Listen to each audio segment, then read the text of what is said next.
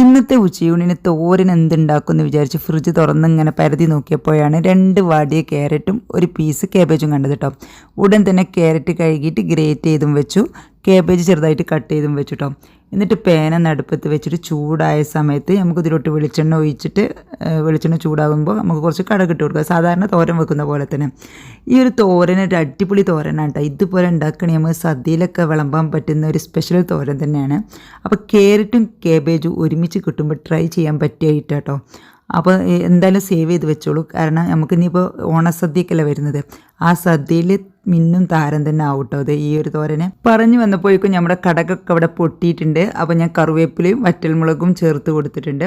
കറിവേപ്പിലയും വറ്റൽമുളകും നല്ല ക്രിസ്പിയായി വരുന്ന സമയത്ത് നമ്മൾ എടുത്ത് വെച്ച ക്യാരറ്റും കാബേജും കൂടി ചേർത്ത് കൊടുത്തിട്ട് പാകത്തിന് ഉപ്പും കൂടി ചേർത്ത് കൊടുത്തിട്ട് നല്ലപോലെ ഒന്ന് മിക്സാക്കി ഇളക്കി യോജിപ്പിക്കട്ടോ. അതിനുശേഷം നമുക്ക് ലോ ഫ്ലെയിമിലാക്കിയിട്ട് ഒരു 3 മിനിറ്റ് ഒന്ന് കുക്ക് ചെയ്യാം. ഈ ക്യാരറ്റിനും കാബേജിനും കൂടുതൽ സമയം കുക്ക് ചെയ്യേണ്ട ആവശ്യമില്ല, പെട്ടെന്ന് തന്നെ വെന്തിട്ടും. അപ്പോൾ അതുകൊണ്ട് തന്നെ മീഡിയം ഫ്ലെയിമിൽ വെച്ചിട്ട് നല്ലപോലെ ഒന്ന് ഇളക്കി കൊടുത്തതിന് ശേഷം ലോ ഫ്ലെയിമിൽ വെച്ചിട്ട് ഒരു 3 മിനിറ്റ് അടച്ച് വെച്ചാൽ മതി. പിന്നെ ക്യാരറ്റിലേറെ കുറച്ച് കൂടുതൽ അളവിൽ കാബേജ് എടുക്കണം കേട്ടോ. കാബേജ് കൂടുതലെടുത്താലും പിന്നെ വേവുന്ന സമയത്ത് കുറച്ചേ കാണത്തുള്ളൂ, ക്യാരറ്റ് അതേ അളവ് തന്നെ കാണും. അപ്പോൾ അതുകൊണ്ട് ക്യാരറ്റ് ഒരു 1/2 കപ്പ് എടുക്കുകയാണെങ്കിൽ ഒരു 3/4 കപ്പ് കാബേജ് എന്ന രീതിയിൽ എടുക്കണം കേട്ടോ.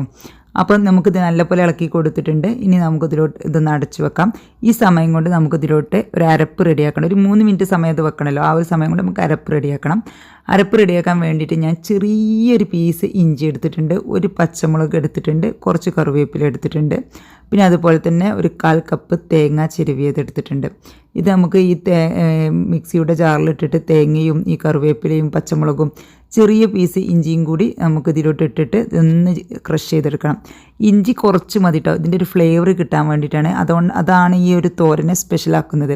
ആ ഇഞ്ചിയുടെ ഒരു ഫ്ലേവർ ഈ ഒരു തോരനിൽ വരുമ്പോൾ വേറൊരു ടേസ്റ്റാണ് കേട്ടോ. നമ്മൾ സാധാരണ എപ്പോഴും കഴിക്കുന്ന തോരനിലേറെ ഒരു വെറൈറ്റി ടേസ്റ്റാണ്. അപ്പോൾ അതുകൊണ്ട് എല്ലാവരും ഈ രീതിയിലൊന്ന് ചെയ്ത് നോക്കണം കേട്ടോ.